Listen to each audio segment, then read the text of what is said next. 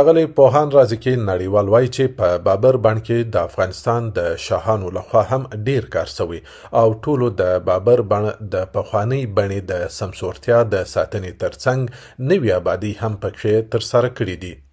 د دې نه راوروسته تیمورشاه دراني هم د باغ دغه قصر چې هغه دغه برخه خپل کډه ته چې هغه د مغولو د کورنۍ نه و هغه ته اهدا کړو. د تیمورشاه نه وروسته امیر عبدالرحمن خان په وخت کې خصوصا دغه قصر جوړیږي، د حرم سرای جوړیږي او کاروان سرای جوړیږي. د امیر حبیب الله خان په وخت ته هم توجه کیږي، خاصه توجه چې دی باته شوی د اعلی حضرت امان الله خان لخوا شوی. د په وخت کې د عمومي تفریحګاه په هدا یو میلازه شو او په دې کې د خان میلې هم دلته او نور میلې د اخترونو او د هم دلته د غین وروسته نادر خان هم د دې باغ عمرانی دغه ته توجه وکړه. په تیره به د بابر مرقد په د نادر خان په وخت کې جوړ شو. د ظاهر شاه په وخت هم دا باغ د نظر نه